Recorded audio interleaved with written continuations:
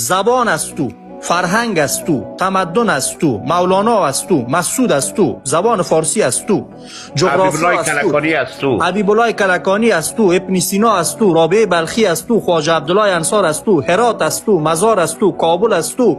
امی قندهار را میگن ولایت پشتون نشین است، اینمی مرکز تاجک افغانستان است. امی گپ غلط است، قلب خراسان است قندهار. از تو چرا وحدت نداری بچه تاجک؟ بنام یک فرمانده مسعود در دهها کشور اروپا و امریکا جاده ساخته شده. کدام قوم افغانستان امی افتخار داره غیر از قوم تاجک؟ یک سال آقای نادری امی یونسکو به نام سال مولانا نامگذاری نکرد؟ بله، سال 2007 یک سال دنیا به نام یک تاجک نامگذاری کرد. سال مولانا بود. نبود. مولانا از کجا بود؟ مولانا از بلخ بود، تاجک بود. به حد ما به اتفاق هستیم که یک بیشرف آمده بود میگفت مولانا هزاره است، به نام محقق آمده بود. حساب ببخشید.